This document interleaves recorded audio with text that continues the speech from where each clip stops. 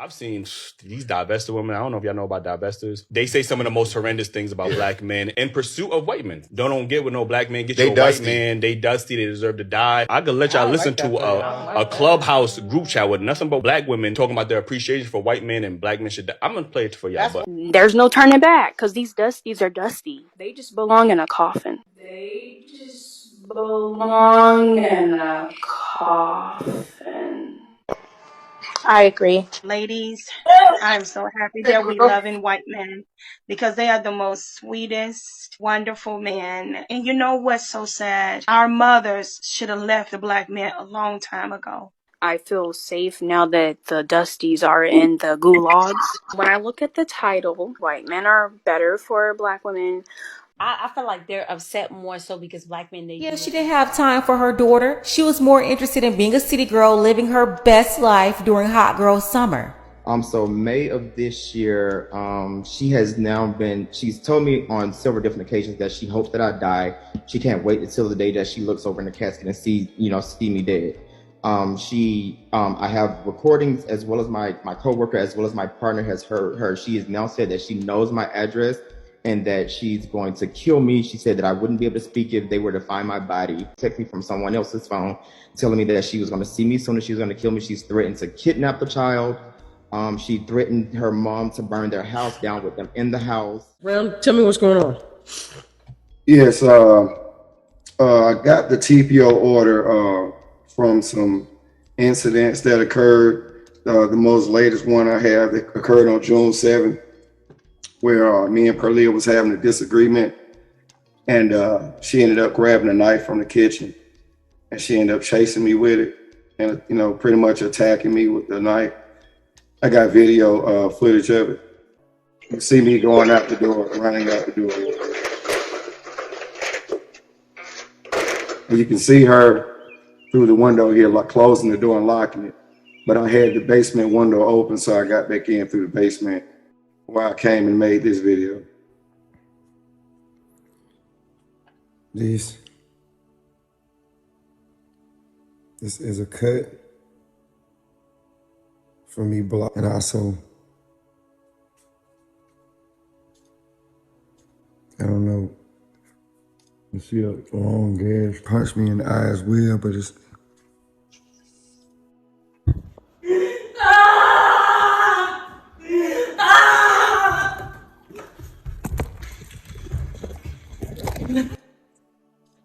Then there's a part of the video where you can see that she completely wrecked the house. She's calling him the N-word, the B-word, telling him nobody likes him, and then telling him that she's been having conversations with their small child about him. Don't like you. Your daddies don't like you. Your sister don't like you. Don't nobody like you.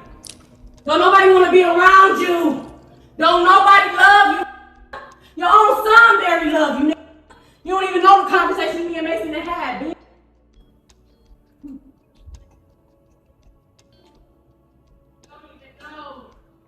Don't even know the conversation me and your son had about you, bitch. He don't like you for real. He see through all your bullshit. And you think he just like you did everything. I can't wait to get my son away from this. My son away from this.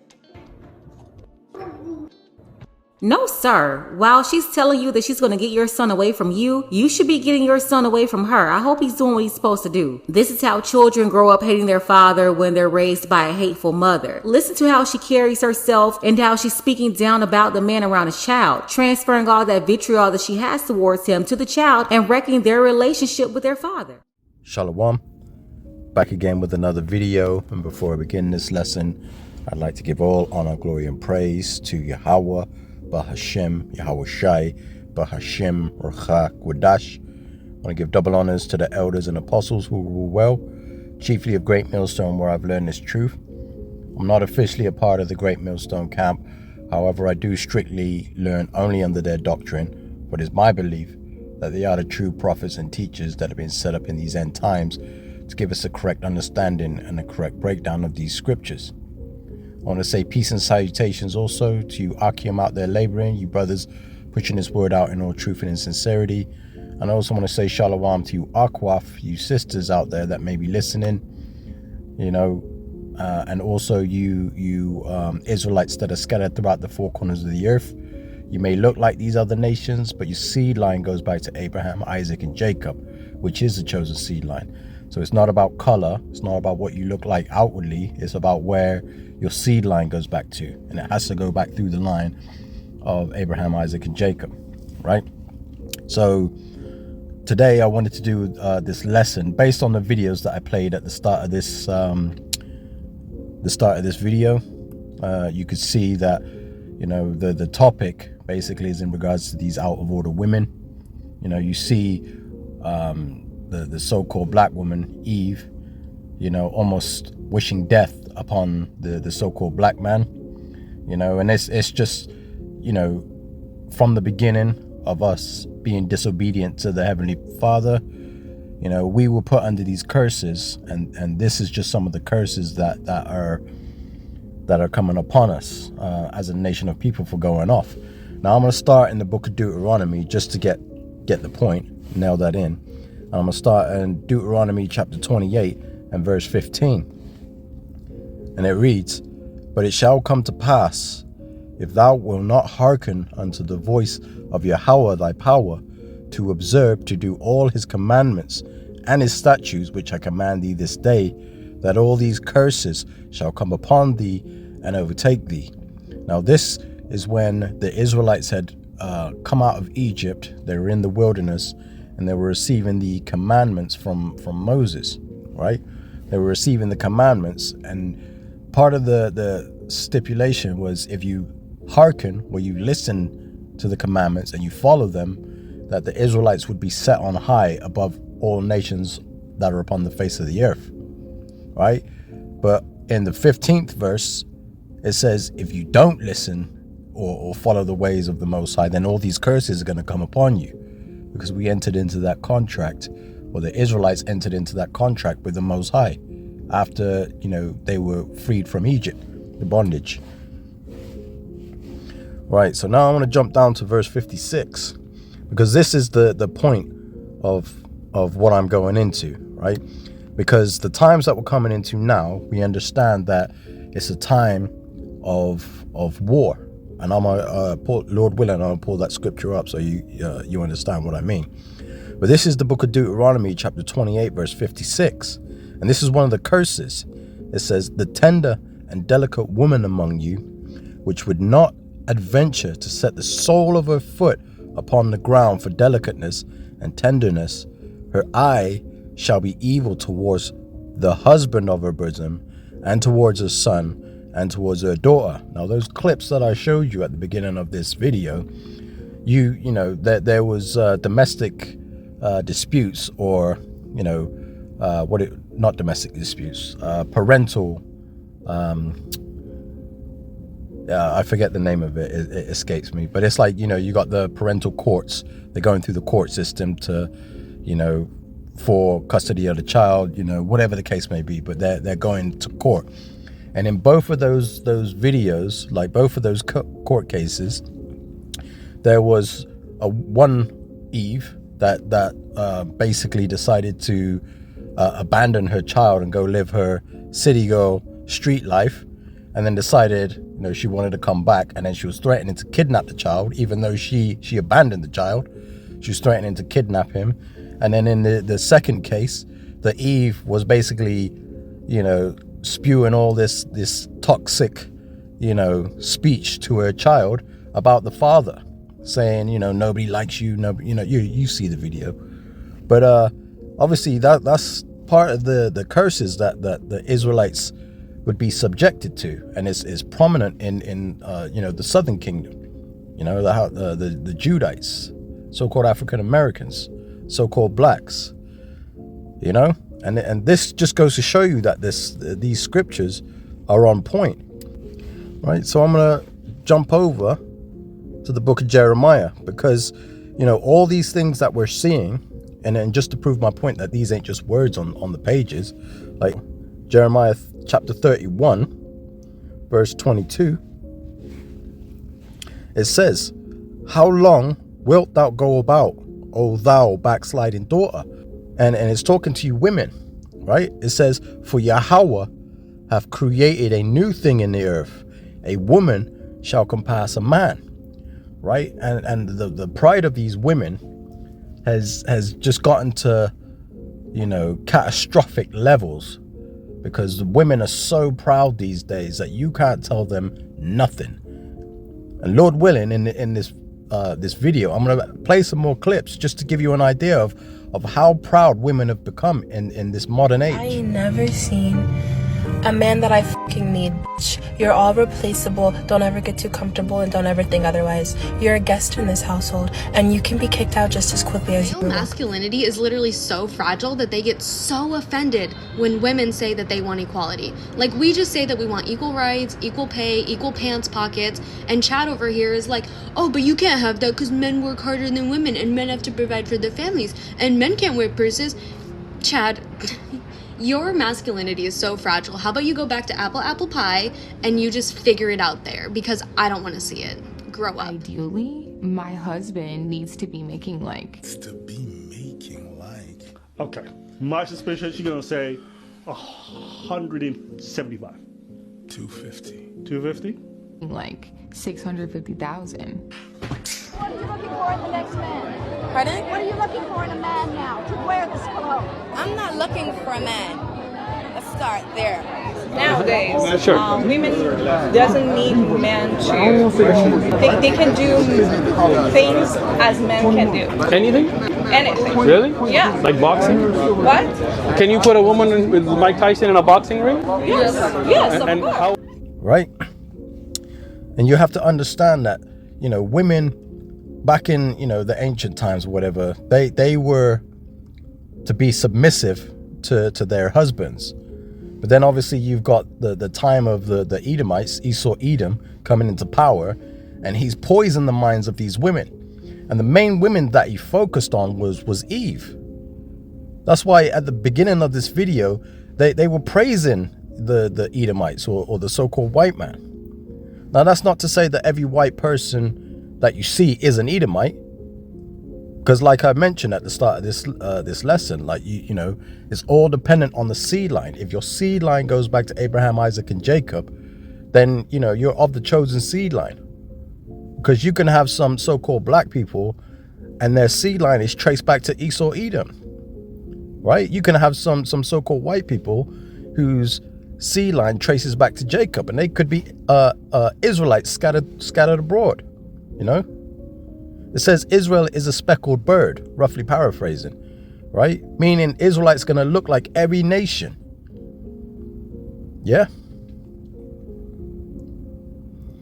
And basically the point behind this lesson isn't necessarily to get on Eve, because Eve, again, is in the position that the Most High allowed her to be in. But in cases where, she's wishing death upon the Israelite man, there's going to be a time when you're going to have to answer for that. Every idle word you speak, you should give an account in the day of judgment. And that day of judgment is rapidly approaching us, right? So the point I wanted to get to in this lesson, right, is that you women, the judgment is here for you, right? Because they've just announced, right? They've just announced that, we're in a time of war, and the recruitment numbers are so low, it looks like you're going to be included in the conscription or the draft, and Lord willing, I'll bring that out in this video just to show you what I mean. That's your judgment coming for you, right? Because as Israelites, we're as Israelite men, should I say, right? The Lord has put the Spirit on us to warn you guys, or to warn the nation, right? As a matter of fact, let me jump to Ezekiel. Right, this is the book of Ezekiel, chapter 34, verse 31. Right, and it says, "And ye, my flock, the flock of my pastures or pasture, are men, and I am your power, saith Yahweh Ba'ashem Yahweh Shai." Right? So the Lord is put the Spirit on the men to get in order. Right? And a lot of men are waking up. Don't get me wrong. Like, there are still a lot of bug outs out there.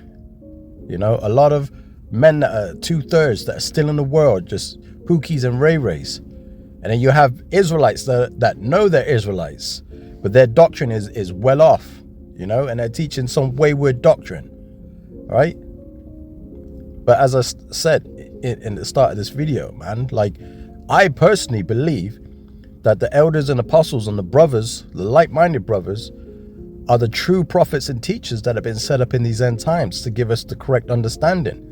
Because they give you the whole role. They don't just sugarcoat certain things and then dance around other scriptures. They give you it whether you like it or not. Right? But as I was saying, you know, the Lord has chosen the men, has woken up the men. And what's the job of the men? The job of the men is to warn the people. As a matter of fact, let me jump to Ezekiel 33. And I'm going to read, start from verse 7. Well, so thou, O son of man, I have set thee a watchman unto the house of Israel. Therefore, thou shalt hear the word at my mouth and warn them from me. And this is the warning that we're giving you women, right? Because the Spirit is showing me, you know, the way the pride of you women, like how bad it's gotten. Right? And it's a warning to say, look, you need to humble yourselves. You need to, you know, get yourself in order. Come back to the Lord, repent, keep the commandments, and be submissive. Be quiet. Stop being so proud. You ain't got to constantly compete with the men. You weren't made to be men. You know? And because all this pride that you have and all this, oh, we can do everything that you can do. All right, well, you know, eventually those words are going to come to fruition. You're going to see that you're going to be put in the same position as a man, i.e. getting drafted to war. You're going to go to war. And a lot of you women, you're all talk. You're all talk. You're not, you know, equipped to handle, you know, the pressure of war. You know, you got the mental aspect, you got the emotional aspect, you got the physical aspect. And a lot of you ain't in ready for that. You know what I mean? And it says here, verse 8, it says, when I say unto the wicked, O wicked man, and that can also refer to women as well. It says, when I say unto the wicked, O wicked man, thou shalt surely die. If thou dost not speak to warn the wicked from his way, that wicked man shall die in his iniquity, but his blood will I require at thine hand. So what that's saying is, if we see these things coming and we don't give you the warning, you know, the Lord has set us up to give you the warning, to prepare you for what's coming, right? But if, say, for example, you know, I wouldn't make this lesson here, you know, I wouldn't be giving you the warning, right? So that means you'll continue being proud, you continue, you know, wishing death on the Israelite man, you know, and then you'll end up dying. But because I didn't give you the warning, or at least try to warn you, like, look, you need to humble yourself, then that means when you die, the Lord's going to require your blood at my hands because I didn't give you the warning, right? Verse 9, it says, nevertheless, if thou warn the wicked of his way to turn from it, if he do not turn from his way, he shall die in his iniquity, but thou hast delivered thy soul.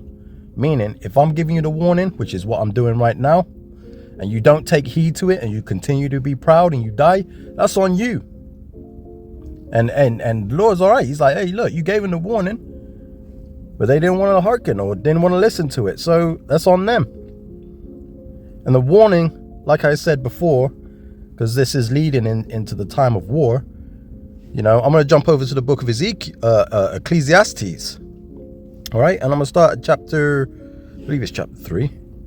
Yes, chapter 3. And I'm going to start from the top. It says, to everything there is a season and a time to every purpose under the heaven. Right? It says a time to be born and a time to die, a time to plant and a time to pluck up that which is planted. And I jump down to verse 8 because this is where the point is.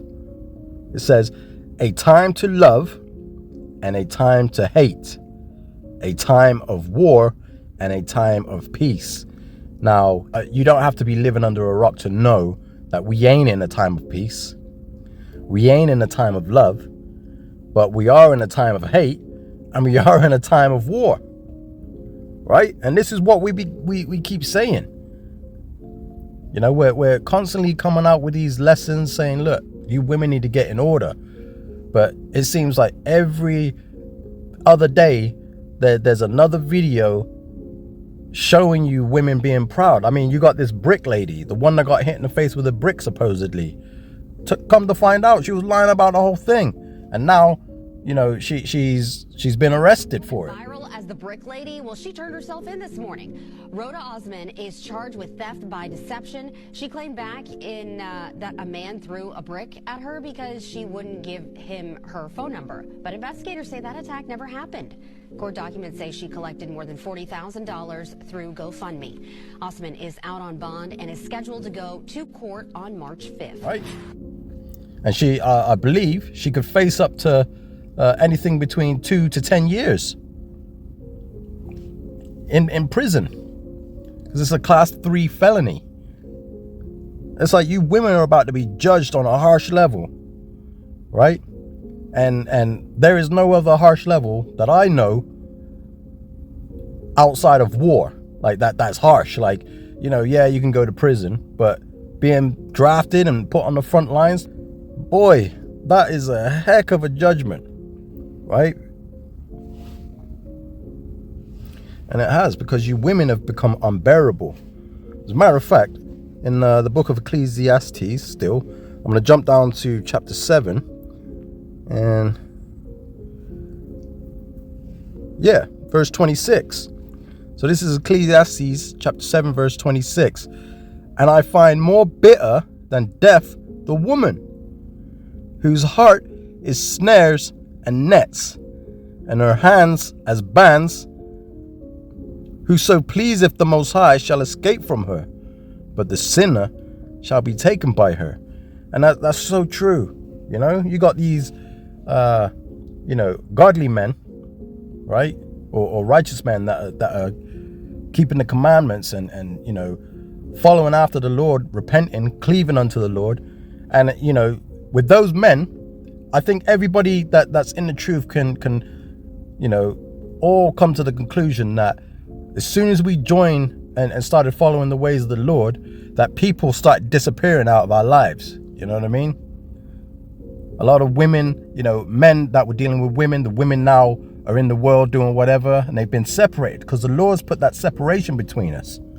And a sinful man, I would say being a simp is it's not necessarily a sinner, but a simp will do whatever he can to please a woman, like by agreeing with some of the madness they come out with. You understand? Matter of fact, let me jump in the book of Proverbs, actually, because I think Proverbs says, Proverbs 31. Yeah, there we go. It says in the book of Proverbs, chapter 31, verse 3, give not thy strength unto women, nor thy ways to that which destroyeth kings. For real right now? Are you for real right now? Bro, don't leave me, bro. Bro.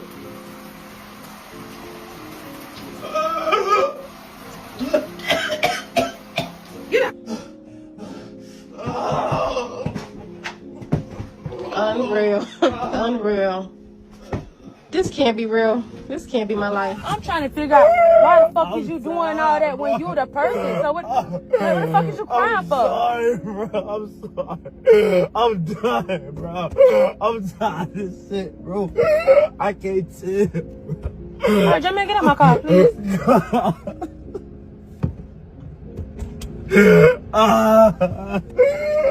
Why you doing like this, bro? Why, bro? Bro, I'm sorry, bro. I'm sorry, bro. I swear to God, I'm sorry. Now you've seen men go out of their minds for women, right?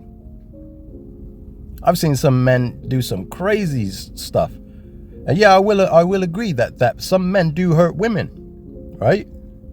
I will agree. you know. But again, you know, judgment's gonna come to you women, man. And I'm gonna play a few clips just so you know you can see the pride of these women. Man, I'm out of here, bro. This is crazy. This is crazy, man. You really gonna walk out? Yeah, I'm about to walk out. It's not. Yeah, I'm about to walk out. Nah, man, I'm leaving, man. I'm about to leave. I ain't got no hoes, man. Damn. Always tripping, man. I'm about to get up out of here, bro. Hold on, man. Hold on. It's just. Oh, shit. You a hoe. What are Really? you talking about? Look, I'm just saying. Why you breaking the window? I just got this car. You talking about hoes? What I hoes just you got this car. It's just a game. It's just a game. There It's ain't no testified. It's a fucking car game, game. There ain't no fucking game. Are you serious? got It's gonna hoes. break the What window? hoes you got? It's gonna break. God damn. It's just a game. It's Game. Are you serious? No fucking game. I just got this car. Hold on, man. Damn. Oh, shit. Why are you breaking this car? I just got It's it. not game. It is not real. Women bring life. Y'all don't. How do you get that life? Go in the hospital and get a sperm donor. You don't need a man. You still need a man. You need a physical woman to bear a child for you. And y'all need a physical We need sperm. sperm. Where does it come From from? the hospital. That's I for can right get it now. from the Give it to From hospital. a man. If a physical man didn't go to that hospital, it would not be there. You guys don't carry kids for 9 months. We do. I carried them my whole life. What the hell? Kids is here the whole life. You can't have a baby without sperm. Women like you always try to eliminate men, and that's where the issue is. You just said you don't need a man. You don't. Yeah, well, We you want don't. you. Don't. We want you. There's a difference. Need and want is a different thing. I don't need a man. When I'm talking about equal rights, I want equal pay. I want equality. I'm not trying to get. I want to walk the streets and feel safe. That's what I want to do. But I'm saying. But I'm saying, is it fair to say if you want equal privileges, you need equal responsibilities? No, I want. Why is responsibilities with equality? Because you gotta I'm just trying to get equal pay. Because you gotta take the bad with the good. Why can't I just have equal pay? Don't you have to take the bad with the good? No, you do not. We just have equality. Period. Don't you have to take the bad with the good? No, you do not. We just have equality. Period. You have equality. Period. Ladies 18 to 26, hope you're ready to get drafted. It is not just the boys that will get drafted in World War III. There's a call tonight for the UK to train a citizens' army to fight a war on land in the future. And it comes from the head of the army. General Sir Patrick Sanders made his comments while highlighting the threat from Russia. Well, our defence correspondent Jonathan Beale is here with me. And Jonathan, this sounds quite alarming. It may sound alarming, but he is not the only person who is warning of a potential conflict in Europe. We heard similar from the head of NATO's military committee, from the German defence minister, even Grant Shapps saying we're moving from a post-war to a pre-war era. Why are they saying this? Because of Russia, because of what it's doing in Ukraine. They do not think that is the limit of President Putin's ambition. Specifically, what General Sanders is calling for is preparation for, in effect, mass mobilization, the creation of a citizens' army.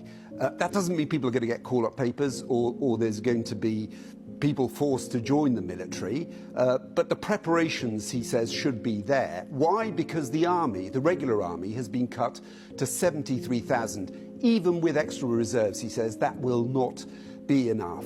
Of course, the inference too, probably, that we're not spending enough as a country on defence. Interesting, reading between the lines in the Telegraph today, that if we go to war with Russia, we could find that our youth may have to be conscripted. That's a bit alarming. Yes, head of the British Army, one of the most cerebral thinkers that we've got, a strategist. We need to listen and listen carefully. We've been too complacent. I think I've said this many times with you. What's coming over the horizon should shock us. It should worry us, and we are not prepared. We've had a couple of decades, 3 decades or so since the Cold War.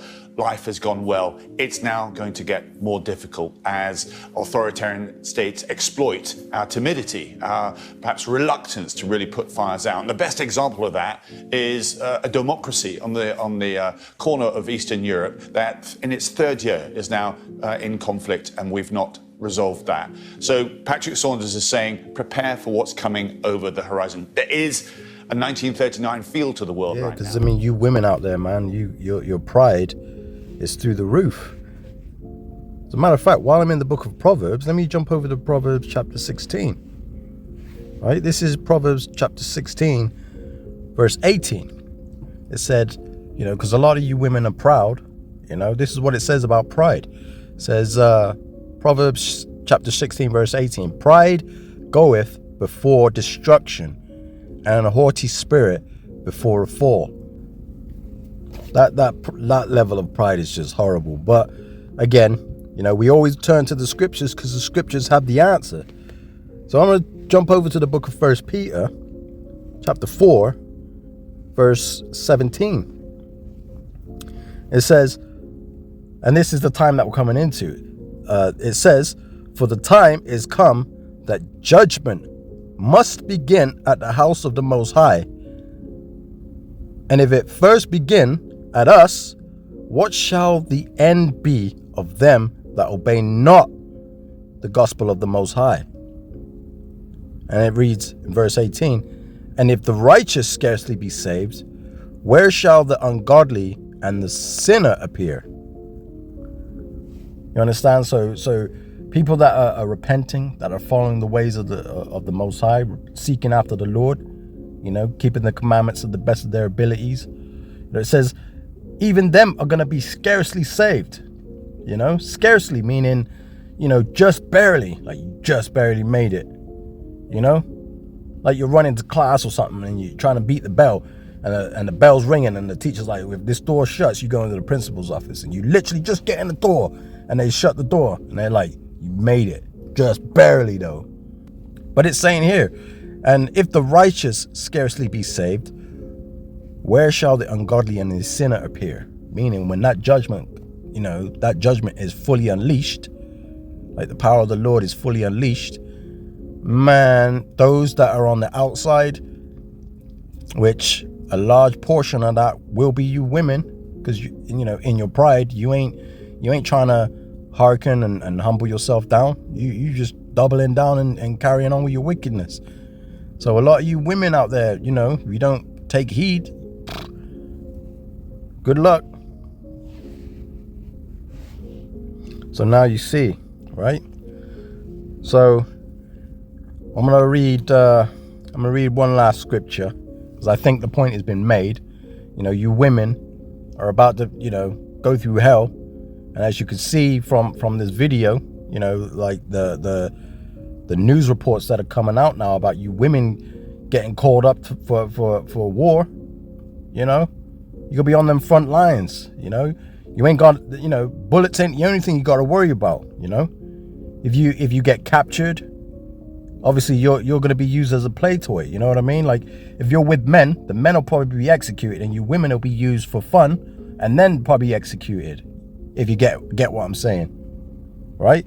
But let me jump to the last scripture, and I'll leave it there, because this is in the book of Micah, and this is what it says about you women, right? So I'm gonna read Micah chapter 7, and I'm gonna start at verse 8, right?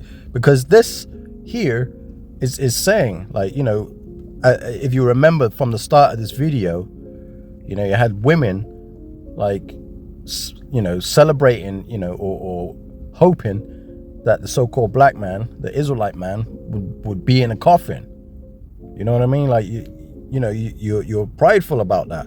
You're rejoicing at the downfall of your men, right? And it says in Micah chapter 7 verse 8, rejoice not against me, O mine enemy. When I fall, I shall arise.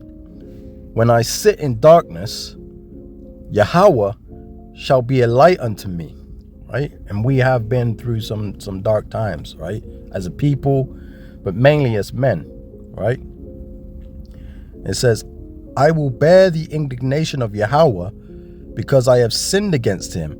Now, if you remember in the book of Deuteronomy, one of the curses was, if we hearken not unto the voice of the Lord to do all his commandments, that all these curses would come upon us. And one of those curses is that the woman tender among you, her eye would be evil towards her husband, roughly paraphrasing, right?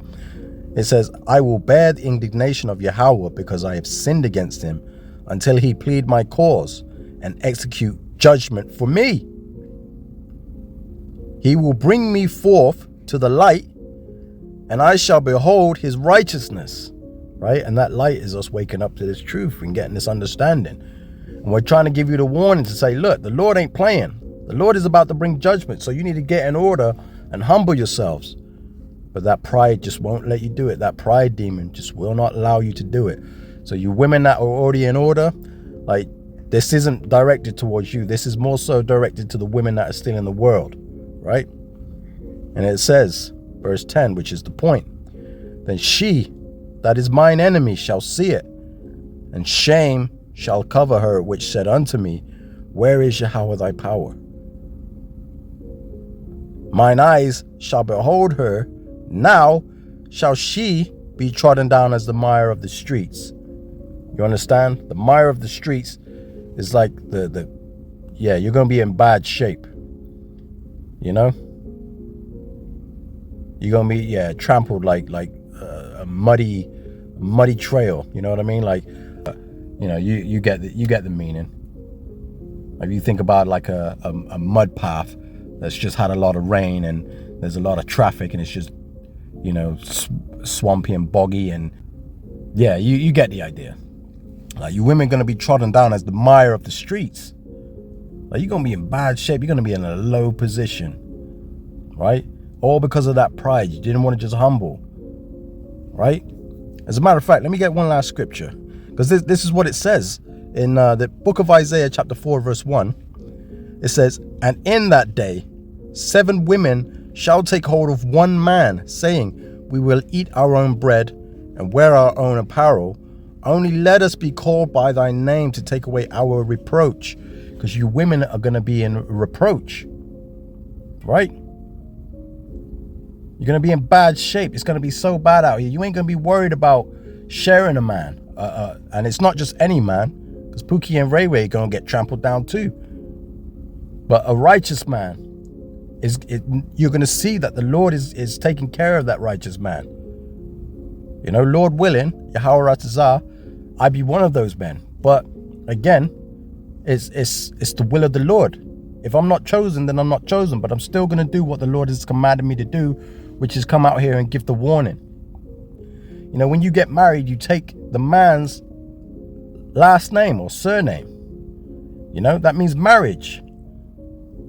So the only way you're going to get saved is by marrying a man of the Lord. And that's obviously when you lay down with a man. That's when you're technically married, because you consummated the marriage, right? So that's what it means. Like, you're going to be sharing a man and you ain't going to care, because, you know, the Lord's going to be protecting that man, right? Because again, the flock of my pasture are men. So the men are going to be protected. And if, you know, you're one flesh with your husband, you're married to a righteous man, that protection is by default passed on to you as well.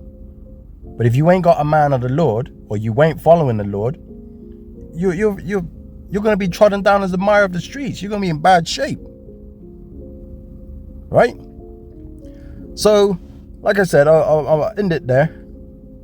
I just wanted to give the warning, because it was on my spirit to do this lesson, because I keep seeing these videos popping up on my my For You page on social media and everything.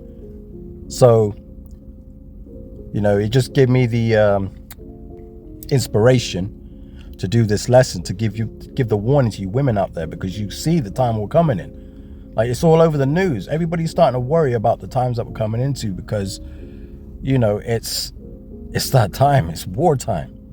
You know, there's only a few prophecies left that need to take place before Yahweh Shai cracks the sky and the elect be delivered, right? So I pray that this lesson has been edifying through the spirit and power of Yahweh by Hashem Yahweh Shai. And I pray that you repent and you seek the Lord while you still have that opportunity, and there's not much time left. You know, genuinely, I hope, you know, I hope for the best, but obviously the Lord's movie is gonna play out the way it plays out, right? So with that, I want to give all honor, glory, and praise unto Yahweh, Bahashem, Yahweh Shai, Bahashem, Rakah, Kodash. And I say it's on to the next one. Shalom.